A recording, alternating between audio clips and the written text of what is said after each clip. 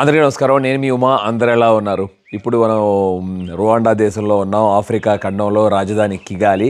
పొద్దున్నే సమయం 5 అవుతుంది. అందంగా పక్షులు అయితే కూస్తున్నాయి. మీకు వినపడుతుందని అనుకుంటున్నాను. భలే ఉంది వినటానికి.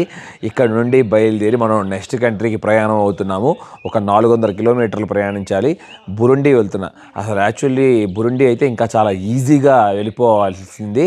కానీ గత 2 సంవత్సరాల నుండి ఏదో బోర్డర్ ఇష్యూస్ ఉండటం వల్ల బురుండికి అలాగే రువాండా దేశానికి కంప్లీట్గా ల్యాండ్ బోర్డర్ అయితే క్లోజ్ చేసేసారు.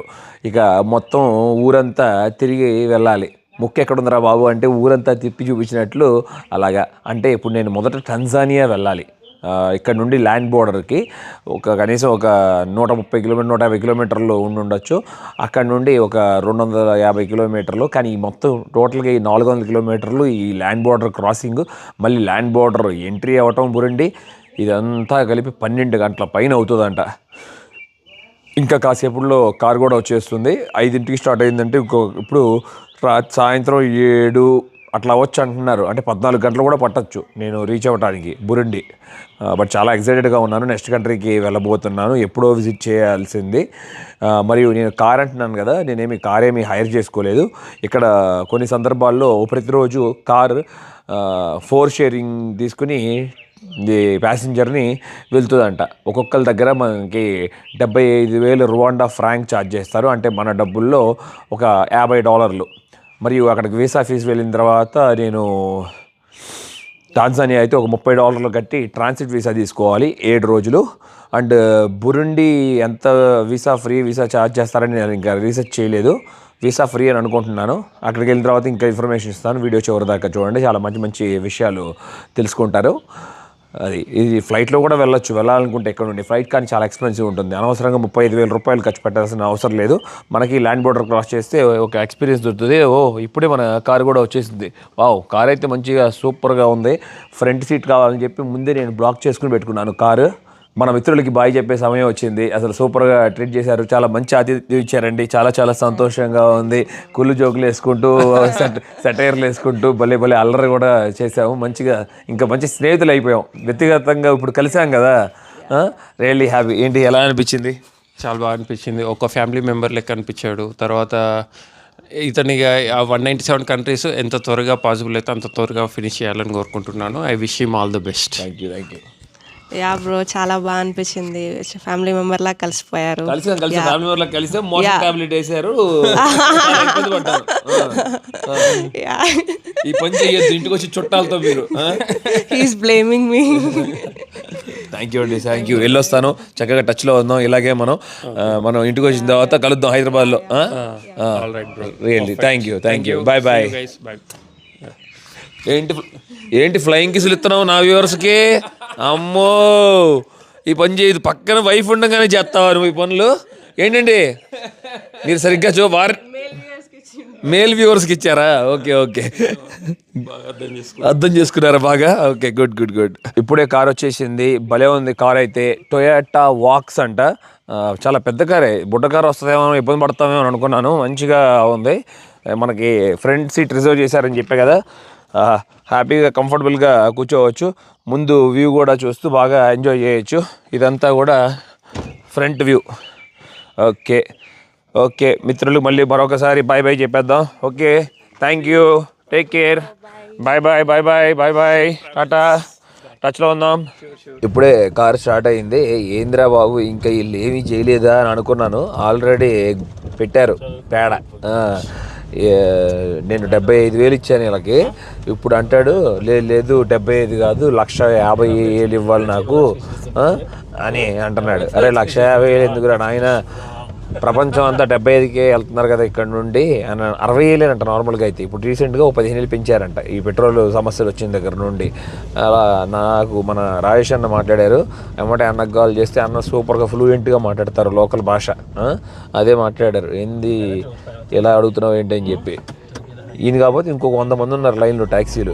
సేమ్ ప్రైస్, అందరికీ ఒకే ప్రైస్ 75. ఇక్కడ నుండి మనల్ని కరెక్ట్గా బురుండి రాజధానిలో డ్రాప్ చేస్తారు. ఇక అది నేనైతే మన లైట్, మనం ఎప్పుడు స్ట్రెస్ తీసుకోవాలి. ఏమంటే పెద్ద పెద్ద మనకు జరిగినాయి. నికరాగోవాలో జరిగినదే ఇదంతా అసలు సింపుల్. చాలా ఇవాళ వెళ్ళకపోతే రేపు వెళ్దామని డిసైడ్ అయ్యా. మళ్ళీ ఏమంటే తర్వాత ఫోన్ మాడిన తర్వాత ఏం అవసరం లేదు ఎక్కి కూర్చోండి అని చెప్పి కూర్చోబెట్టుకున్నాడు. ఇక ప్రయాణం ముందుకి సాగిస్తున్నాం. ఇప్పుడు ఒక 150 కిలోమీటర్లు ప్రయాణించాలి ల్యాండ్ బోర్డర్కి దగ్గరికి. ఇప్పుడే మ్యాప్స్లో చెక్ చేశాను. ఆల్రెడీ ఈ దేశంలో జనం చాలా తక్కువ. ఇక రోడ్ల మీద అయితే చాలా ఖాళీగా ఉన్నాయి. ఇప్పుడే మినీ వ్యాన్లు కూడా తిరుగుతున్నాయి. ఇప్పుడే చూడొచ్చు సిటీలో ఎవరూ లేరు ఇంకా రోడ్ల మీద. కొంచెం సమయం పడుతుంది. ఒక 6 దాటిన దగ్గర నుండి కుప్పలు జనం అంతా బయట నుండి వస్తారు ఈ సిటీలో వచ్చి కేవలం 14 లక్షల మందిగా నివసిస్తుంది కిగాలీలో. రువాండా నాకు చాలా బాగా నచ్చేసింది. అసలు ఇక్కడ వెదర్ ఇప్పుడు లో 15 డిగ్రీలు ఉంది, హై ఏమో 25 డిగ్రీలు ఉంది. అంతే ఎంత చల్లగా హాయిగా ఉందో అసలు. ఇక్కడ ఇన్ని దేశాలు తిరిగిన తర్వాత నాకు ఒకటి అనిపించింది. చాలామంది అడిగిన క్వశ్చన్ కూడా నన్ను ఇది ఏమి అడిగేవారంటే, ఎప్పుడు ఉమా అన్ని కంట్రీస్ ఫినిష్ చేసిన తర్వాత ఏ కంట్రీలో నువ్వు సెటిల్ అవ్వాలనుకుంటున్నావు అని చెప్పి మొట్టమొదటిసారి నాకు అనిపించింది. నేను ఇప్పటి వరకు నేను మన భారతదేశం స్టిక్ అయి ఉన్నాను. ఎక్కడ తిరిగినా కూడా నేను నా లైఫ్లో చివరి రోజులు భారతదేశంలో గడపాలి అని. కానీ మొదటిసారి రువాండాలో ఉంటే బాగుండు అని అనిపించింది నిజంగా. రువాండాకి మూవ్ అయ్యి ఇక్కడ ఒక ఇల్లు కొనుక్కోవచ్చు కదా నేను అని అనిపించింది. ఎందుకంటే కొనుక్కోవచ్చు కదా, ఇక్కడ ఈ గవర్నమెంట్ రూల్ కూడా ఉంది. ఇక్కడ కొన్ని కంట్రీస్లో మనం ఇల్లు కొనుక్కోలేము. చక్కగా ఇక్కడ ఇల్లు కొనుక్కొని మనం ఇల్లు రెంట్కి ఇచ్చినా కూడా బాగుంటుందంట. డబల్ వస్తాయంట మంచిగా రెంట్లు. ఇన్కమ్ కూడా చాలా బాగా వస్తుందంట. ఎవరైనా సెటిల్ అవ్వాలనుకుంటే రువాండా మట్టికి చూస్ చేసుకోండి. మొదటిసారి ఆఫ్రికా ఖండంలో అనిపించింది. అంత బాగుంది ఈ కంట్రీ. బయట చాలా మంచు ఉంది. నా మొబైల్లోనే ఇంకా చాలా క్లియర్గా కనబడుతుంది. కానీ ఇక్కడ మా కార్లో నుండి అసలు ఏమీ తెలియట్లేదు. ముందు ఒక 40-50 అడుగులు దూరం తర్వాత అంత మంచు పట్టింది చూడండి. ఇంకా జనాలు ఎక్కించుకోవడానికి కొండలు తిరుగుతూనే ఉన్నాం. ఇప్పుడే ఒక 2 ఆడాలు అయితే వచ్చారు. ఒక ఆవిడ ఎక్కి కూర్చుంది. ఇంకో పెద్ద ఆవిడ వచ్చింది. మరి ఏమైందో ఏంటో తెలియదు. నన్ను చూసిన తర్వాత ఇద్దరు దిగేశారు. విచిత్రం అనిపించింది. మరి ఏం గొడవ పెట్టుకుందో కానీ డ్రైవర్తో ఏదో కానీ మాట్లాడుకుంటున్నారు వాళ్ళు లోకల్ భాషలో. బాగా అలసిపోయి మంచిగా నిద్రపోయాను. అలాగే మంచు చూసారా, ఇంకా మంచు పోలేదు. 8 అవుతుంది సమయం. దారి పొడుగున అసలు పిల్లల్ని గమనిస్తూ వెళ్తూ ఉన్నాను. భలే అనిపిస్తుంది. 3-4 కిలోమీటర్ల పైనుండి పిల్లలు నడుచుకుంటూ వస్తూనే ఉన్నారు. ఎందుకంటే ప్రతిరోజు ఇక్కడ లోకల్ ట్రాన్స్పోర్ట్ ఉపయోగించాలంటే చాలా కష్టం కదా. ఎందుకంటే చాలామంది దగ్గర డబ్బులు అనేది చాలా తక్కువ ఉంటుంది.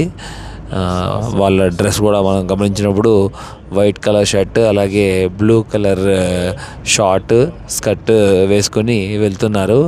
భలే నవ్వుకుంటూ సరదాగా మాటలు చెప్పుకుంటూ దారి పొడుగున ఈ స్కూల్ పిల్లలతో పాటు ఇక్కడ చూడండి సైకిళ్ళు తొక్కుతున్నారు. కొంతమంది ఏమో వాటర్ క్యాన్లు తీసుకుని వెళ్తున్నారు. మరి కొంతమంది రైతులేమో అరటిగెలలు వాళ్ళ పొలాల్లో అరటిగెలలు నరుక్కొని ఆ అరటిగెలని దగ్గరలో ఉన్న టౌన్కి తీసుకెళ్తున్నారు అమ్ముకోవడానికి మార్కెట్లో.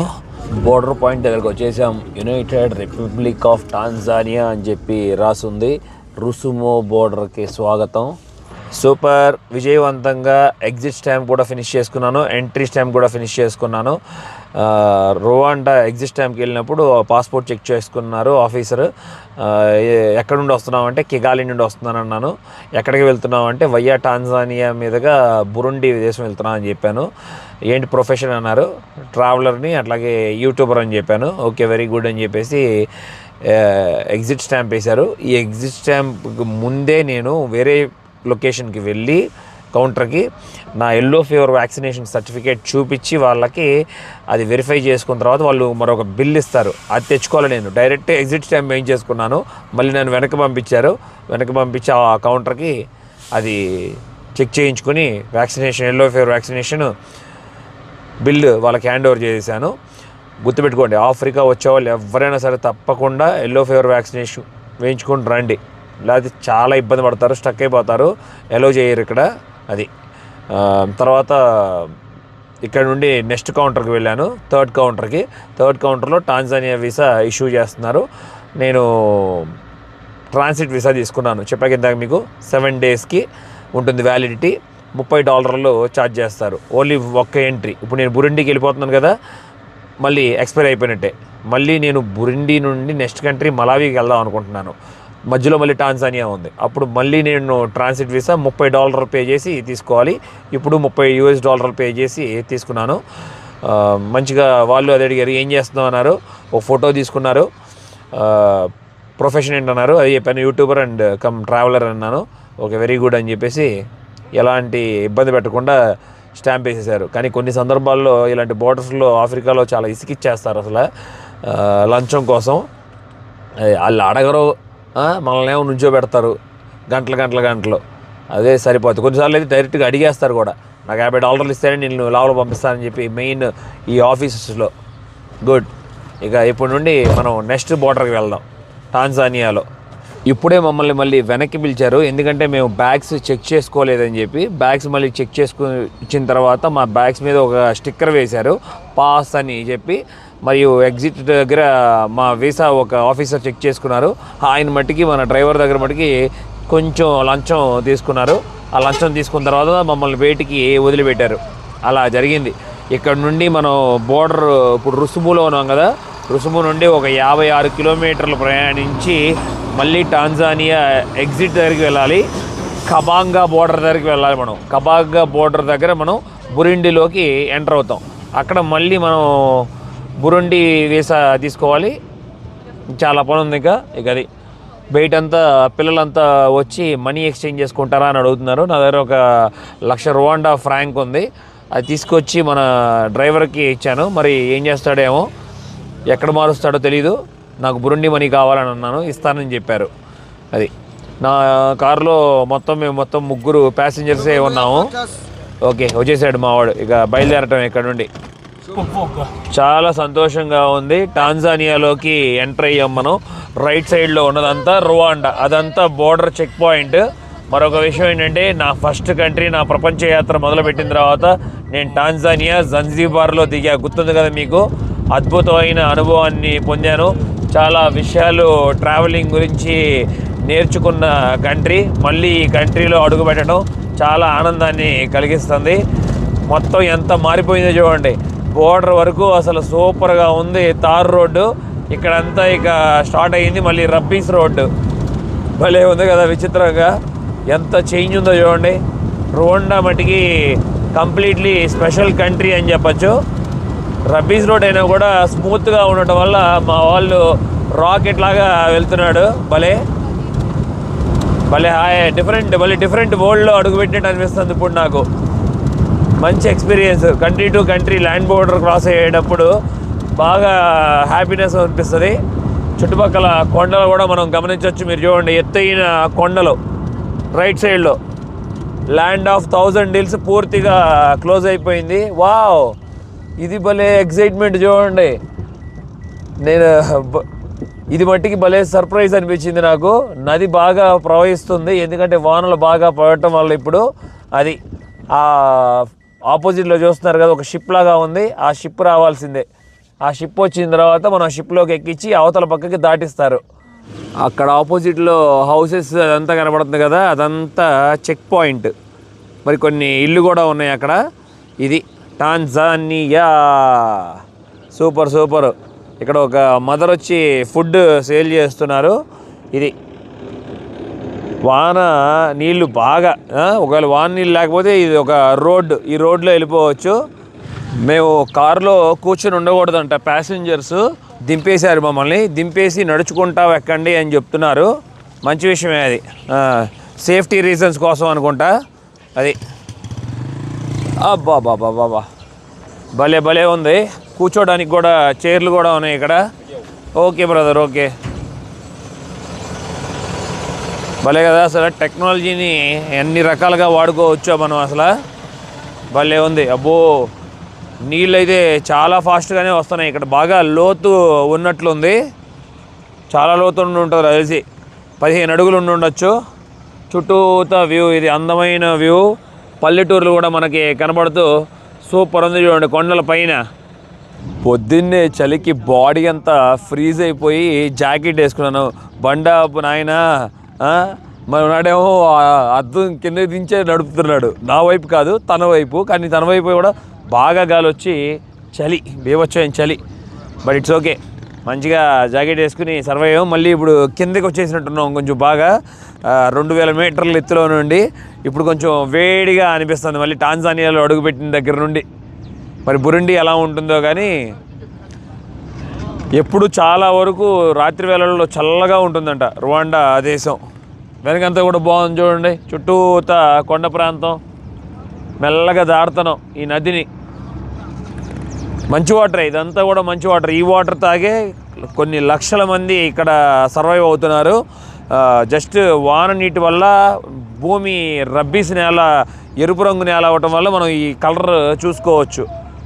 వచ్చేసాం యువతల పక్కకి, నది దాటుకొని రైస్ బ్యాగ్స్లో పెట్టుకున్నారు. అక్కడ మొక్కజొన్న అవతల పక్కకి తీసుకువెళ్తున్నట్లున్నారు కొంతమంది రైతులు. ఇది బ్యూటిఫుల్గా ఉంది.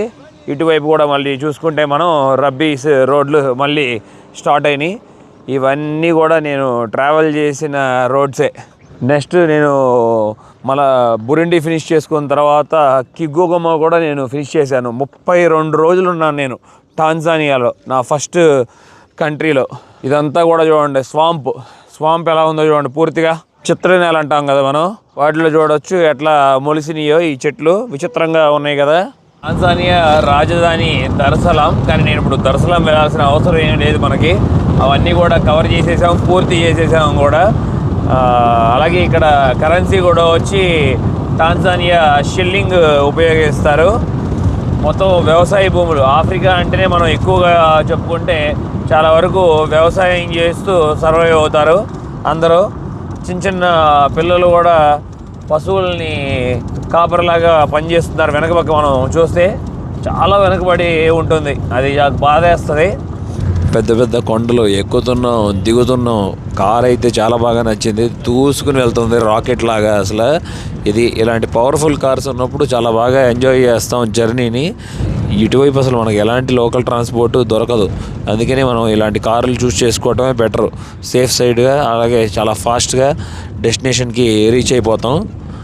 అంతా వ్యవసాయ భూములు, అడవిల్లో కూడా వ్యవసాయ భూములు చక్కగా వేసుకుంటూ పంటలు వేసుకున్నారు. బ్యాక్ సైడ్ వ్యూ అదిగోండి, ఎత్తైన కొండ, ఎంత ఎత్తులో ఉన్నామో చూడొచ్చు మేము. ఇప్పుడే చిన్నపిల్లల్ని స్కూల్ వదిలిపెట్టినట్టున్నారు. ఆ స్కూల్లో నుండి పిల్లలందరూ పరుగులు తీసుకుంటూ బయటికి వస్తున్నారు. ఒకటి గమనించాను, వాళ్ళ స్కూల్ యూనిఫామ్ మట్టికి బాగుంది. గవర్నమెంట్ ప్రొవైడ్ చేసి ఉండొచ్చు, సపోర్ట్ చేసి ఉండొచ్చు. కానీ ప్రతి ఒక్కళ్ళ చేతుల్లోనూ ఒక మగ్గు తప్పకుండా ఉంది. అంటే ఆ మగ్గు తప్పకుండా తీసుకురావాలనుకుంటా, ఎందుకంటే ఇప్పుడు స్కూళ్ళల్లో ఫుడ్ కూడా ప్రొవైడ్ చేస్తున్నారు కదా, లంచ్ లేకపోతే ఏదైనా గుడ్డు పెట్టడం, ఏదైనా వెజిటబుల్స్ బాయిల్ చేసి పెట్టడం, అట్లాగా ఒక లోటాలాగా ఉంది కదా జగ్గు, ఆ జగ్గులో పోసుకొని తాగటం కానీ తింటారనుకుంటా పిల్లలు, చిన్న చిన్న పిల్లలు. చాలా బ్యూటిఫుల్గా ఉంది స్కై.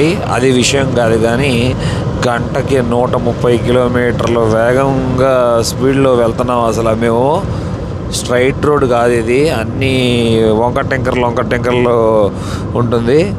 నేను ఇప్పుడు కబాంగా టౌన్లో ఉన్నాను. ఇక్కడ నుండి 5 కిలోమీటర్లు ప్రయాణిస్తే కబాంగా బోర్డర్ వస్తుంది. అది ఒక చిన్న సెంటర్ లాగా ఉంది. ఇక్కడ బైక్ ట్యాక్సీ వాళ్ళు, కొన్ని రెస్టారెంట్స్, అట్లాగే కంటైనర్ వెహికల్స్ కనబడుతూ ఉన్నాయి. ఇవన్నీ లోకల్ ట్రాన్స్పోర్ట్. ఇలాంటి బస్సెస్లో కూడా నేను ట్రావెల్ చేశాను టాంజానియాలో చాలా ప్రదేశాలకి. ఇదిగోండి, భలే అడ్వెంచరస్గా అనిపిస్తుంది. మన టాటా బండి, వావ్ సూపర్. ఈ 2 బళ్ళు మన టాటా బళ్ళే చూడండి, మన ఇండియా నుండి వచ్చాయి. ఎలా జనం చూసారా ఎగబడుతున్నారు. కారుల్లో దిగే వాళ్ళ నుండి వాళ్ళకి ఎవరైనా బైక్ ట్యాక్సీ, ఇరువైపులా బైక్ ట్యాక్సీ వాళ్ళు, మా బైక్ ట్యాక్సీ ఎక్కడి, మేము మిమ్మల్ని డ్రాప్ చేస్తామని అడుగుతానికి అందరూ ఎగబడుతున్నారు. ఇక్కడే ఒక కిరాణా కొట్టు లాంటిది ఉంది. బోర్డర్లో దగ్గర పడ్డాము. వెళ్ళేదారిలో అంతా మనకి పెట్రోల్ ట్యాంక్ బొల్లన్నీ కనబడుతున్నాయి, అలాగే మరికొన్ని కంటైనర్స్ కూడా.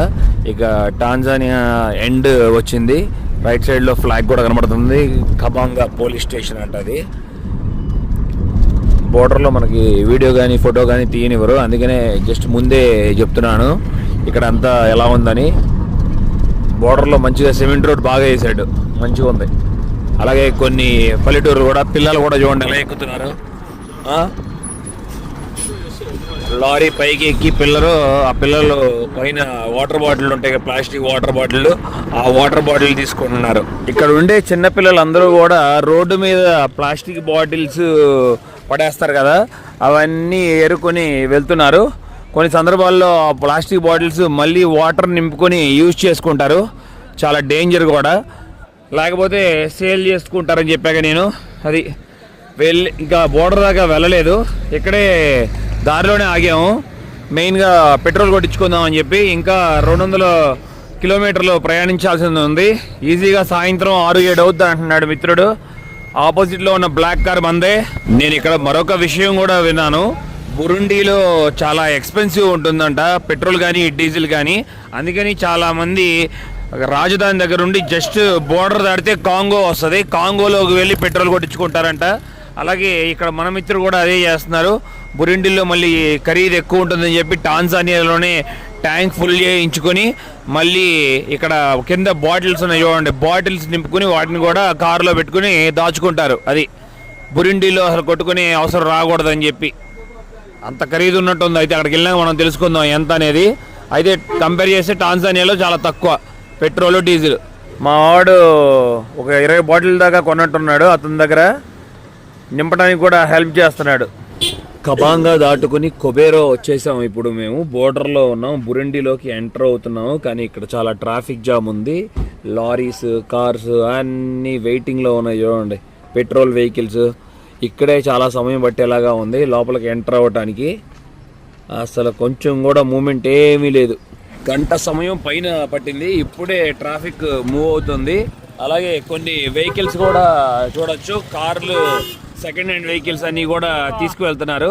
ఇవన్నీ జపాన్ నుండి అలాగే కొరియా నుండి వస్తాయంట ఇక్కడ ఆఫ్రికాకి. సెకండ్ హ్యాండ్ బళ్ళు బురుండీలోకి వెళ్తున్నాయి. అందరికీ స్వాగతం సుస్వాగతం. వచ్చేసాం మనం 95వ దేశంలో అడుగుపెట్టాం విజయవంతంగా, బురుండి దేశంలో. ఇప్పుడు కరెక్ట్గా నేను ఇమిగ్రేషన్ క్రాస్ చేసి జస్ట్ ఒక 30 ఫీట్ యువతలు ఉన్నాను. మన డ్రైవర్ వచ్చి ఇంకా వేరే వాళ్ళని ప్యాసింజర్స్ని ఎక్కించుకుంటున్నాడు. లాస్ట్ సీట్ కొంచెం ఫ్రీగా ఉంది కదా, ఇక్కడ నుండి మాకు సాయంత్రం 7 అయిపోద్ది అర్థమవుతుంది. అలాగే ఇంకొక 1 అవర్లో మాకు భోజనం కూడా ఆపుతారు. ఇక్కడ నేను ఎంట్రీ అయిన తర్వాత ఇమిగ్రేషన్ ఆఫీసర్ ఏం చెప్పారంటే నన్ను కూర్చోబెట్టి, మేము మీకు ఓన్లీ ట్రాన్సిట్ వీసానే ఇస్తామన్నారు. ట్రాన్సిట్ వీసా కేవలం 3 రోజుల సమయం ఉంటుందంటే 3 రోజుల్లో మనం బయటికి వెళ్ళిపోవాలి. లేకపోతే మనం సిటీకి వెళ్ళి ఇమిగ్రేషన్ ఆఫీస్ ఉంటుంది కదా, అక్కడికి వెళ్ళి ఎన్ని రోజులు ఉండాలనుకుంటున్నామో చెప్పి అక్కడ మనం ఎక్స్టెండ్ చేసుకోవచ్చు అంటే ఇబ్బంది లేదు. ప్రస్తుతానికి దీనికి ట్రాన్సిట్ వీసాకి అయితే నా దగ్గర $40 ఛార్జ్ చేశారు. అది చాలా ఈజీగా అయిపోయింది. ఎక్కడ ఉంటావు, హోటల్ బుకింగ్ కానీ రిటర్న్ ఫ్లైట్ టికెట్ కానీ ఏం అడగల క్వశ్చన్స్. అసలు జస్ట్ ఎంట్రీ స్టాంప్ వేసి ఇచ్చేశారు, స్టిక్కర్ స్టాంప్ ఏమీ వేయలేదు. ఒకవేళ మనకు స్టిక్కర్ స్టాంప్ కావాలనుకుంటే మనం ఇమిగ్రేషన్ దగ్గరికి వెళ్ళాలనుకుంటా సిటీలో, క్యాపిటల్ సిటీలో. మరొక విషయం, నేను $40 పే చేశాను కదా, $40 బిల్ కూడా ఇచ్చారు. ఆ బిల్ కూడా తప్పకుండా మనం అక్కడ చూపించాలంట. నేను ఇంకో విషయం చెప్పలేదు. ఇందాక నేను టాంజానియా ఎంటర్ అయ్యేటప్పుడు నా దగ్గర $30 తీసుకున్నారన్నాను కదా, దానికి ఎలాంటి బిల్ అయితే ఇవ్వలేదు. కానీ నాకు ఒక ఫామ్ అయితే ఫిల్ చేయించారు, నా ప్రజెంట్ అడ్రస్, పర్మనెంట్ అడ్రస్, ఎక్కడ ఉంటాను నేను, ఏ నేషనాలిటీ, అవన్నీ, పాస్పోర్ట్ నెంబరు, అదంతా. అది చాలా ఈజీగా అయిపోయింది. ఇక మనం నెక్స్ట్ ఫ్యూ డేస్ చక్కగా బురుండిని ఎక్స్ప్లోర్ చేద్దాం. ఈ బ్యూటిఫుల్ కంట్రీ ఎలా ఉందో చాలా మంచి మంచి విషయాలన్నీ కూడా తెలుసుకుందాం. బురుండి ఎంటర్ అయ్యాం. చక్కగా వ్యవసాయ భూములు కనబడుతున్నాయి చూడొచ్చు, వరి పొలాలు, ఇటువైపు అన్ని పల్లెటూరులు. ఇప్పుడే కొంచెం ట్రాఫిక్ మూవ్ అయింది. ఇక ఒక 2 నిమిషాల తర్వాత ఇక ట్రాఫిక్ ఉండదని అనుకుంటున్నాను. అలాగే పెద్ద పెద్ద లారీలు చూస్తున్నారు కదా, వెనకాల ముళ్ళు పెట్టారు. చిన్న చిన్న పిల్లలు ఉంటారు కదా, వాళ్ళు బళ్ళు పైకి ఎక్కి ఏదో అల్లరి చేస్తూ ఉంటారు. అందుకని వాళ్ళ నుండి తప్పించుకోవడానికి ప్రతి ఒక్క బండికి బ్యాక్ సైడ్లో నేను అలా ముళ్ళ కంపని చూశాను, తుమ్ము ముళ్ళు.